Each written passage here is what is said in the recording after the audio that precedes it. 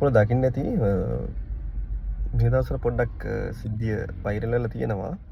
ලස්සන මේ මැරයෝ ඉන්නවා.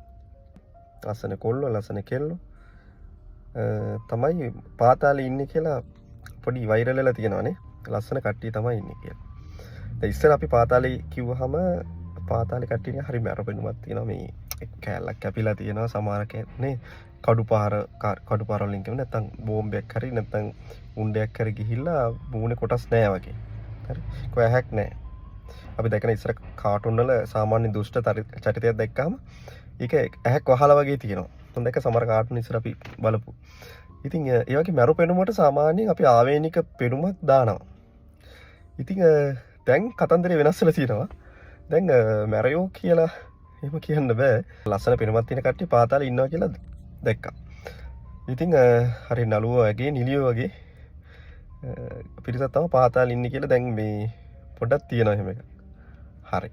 මට ওই කතාව සහ ওই සිද්ධි දකිද්දි මතක් වුණ එක සිද්ධියක් තියෙනවා.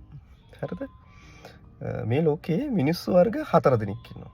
හරි? මේ මිනිස්සු කවුරුනත් මම කියන්නේ මේ ලෝකයේ මිනිස්සු කවුරුනත් කොටස් 4කට බෙදන්න පුළුවන්. එක පිරිසක් තමයි අඳුරෙන් අඳුරට යන පිරිසක් ඉන්නවා. හරිද? අනිත් පිරිස තමයි අඳුරෙන් ආලෝකයට යන පිරිසක් ඉන්නවා. ඊට පස්සේ ආලෝකයෙන් අඳුරට යන පිරිසක් ඉන්නවා. තව පිරිසක් ඉන්නවා ආලෝකයෙන් ආලෝකයට යනවා. හරි? මොකද මේ ආලෝක කතාව? හරි. මෙහෙමයි. පිරිසක් ඉන්නවා මේ ලෝකේ ඉන්නවා දීපිලිකන් අපි කැතයි කියලා කියන්නේ නේ. සාමාන්‍යයෙන් එච්චර ලස්සන පෙනුමක් නෙමෙයි තියෙන්නේ. දුටුවන් පහදින ලක්ෂණයන් ලස්සන නෙමෙයි තියෙන්නේ. අංකපසක අඩුවෙන් ඉපදිලා එහෙම නැත්නම් පෙනුම අඩුවෙන් තිබිලා කටහඬ ලස්සන නැති පෙනුම ලස්සන නැති අංගපසක අඩුවෙන් පිහිටන ආබාධිතත්ව වෙන්න පුළුවන්. වෙන දෙයක් වෙන්න පුළුවන්. එහෙම පිරිසක් ඉන්නවා. එහෙම පිරිසට අඳුරෙන් අඳුරට යනවා කියලා කියන්නේ එයාලා එහෙම ඉපදිලත් එයාලා කරන්නේ අනිත් මිනිස්සුන්ට තමන්ටත් යහපත පිණිස පවතින දේවල් නෙමෙයි එයාලා කරන්නේ. එයාලා කරන්නේ මොකද්ද? මිනි මරනවා නැත්නම් සත්තු මරනවා එහෙම නැත්නම් වෙන ජරාවෙට ඔක්කොම කරනවා. ඒ ශාරීරික වශයෙන් අඩුපාඩු ඇතුව ඉපදිලා හැබැයි කරන්නේ අයහපත් දේවල්. ඒගොල්ලන්ට කියනවා අපි අඳුරෙන් අඳුරට යන පිරිස කියලා. ඒ කියන්නේ ආයෙත් යන්නේ අඳුරටම. තව පිරිසක් ඉන්නවා අඳුරෙන් ආලෝකයට යනවා. හැබැයි එහෙම සමහර පිරිසක් ඉන්නවා ශාරීරික වශයෙන් එහෙම අඩුපාඩු ඇතුව ඉපදුනත් කැතට ඉපදුනත් ශාරීරික වශයෙන් කොච්චර අඩුපාඩු තිබ්බත් එයාලා හොඳ දේවල් කරන්නේ. හැම වෙලෙම අනුන්ට උදව් කරන්න බලනවා. අනිත් අයට මේ උපකාර කරන්න බලනවා.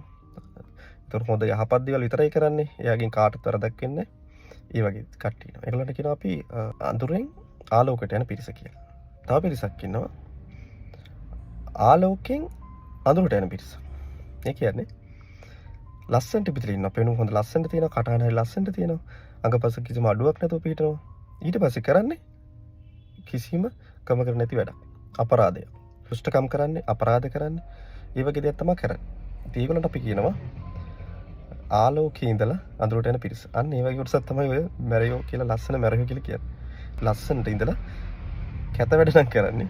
ඒකට අපි කියනවා ආලෝකයේ ඉඳලා අඳුරට යන පිරිසක් කියලා. මොකද මේගොල්ලෝ හොඳ ලස්සන ජීවිතයක් ලැබුවට ඒකෙන් ප්‍රයෝජන ගන්න නැතුව එයාලා කරන්නේ අනිත් පැත්තට යන එක. අනිත් පිරිස තමයි ආලෝකයෙන් ආලෝකයට යන පිරිස. ඒ කියන්නේ හරිම පෙනුමේ ලස්සනයි පියකරු. දැක්කම පිට පහදිනවා. ඒ වගේම හරි ආකර්ෂණීය පෙනුමක් තියෙන කටහඬක් තියෙනවා. මෙයාලා කරන්නේ හොඳ දේවල්. සමාජයට හොඳ දෙයක් කරනවා. සමාජයට යහපත් දෙයක් කරනවා. තමන්ගේ හොඳක් තමයි වෙන්නේ. ඒගොල්ලෝ අවඩක් කරන්නේ නැහැ. මේ පිරිස බොහොම දුර්ලභ පිරිසක්. හරි.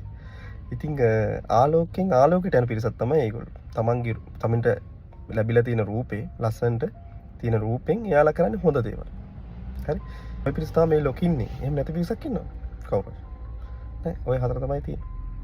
තව එකක්. මතක් කරන්න ඕන මේක වගේ අදහසක් නෙවෙයි. මේක තියෙන්නේ බුදුරණන් වහන්සේගේ දේශනාවක. ඒක අංගුත්තර නිකායේ තියෙන දේශනාවක්. ඒ දේශනාවක තියෙන අදහසක් මම කිව්වේ. ඉතින් මට අරගොල්ලෝ මැර කණ්ඩායම මතක් වුණාම තමයි ඔක මතක් වුණේ. මේක කියන්න ඕනේ කියලා. ඉතින් ඔයා කොයි පැත්තට තෝරගන්නේ? ඔයා අඳුරින් අඳුරට යනවද? අඳුරින් ආලෝකයට යනවද? ආලෝකයෙන් අඳුරට යනවද? එහෙම නැත්නම් ආලෝකයෙන් ආලෝකයට යනවද කියලා ඔයා තීරණය කරන්න ඕනේ. හරි සුබ දවසක්.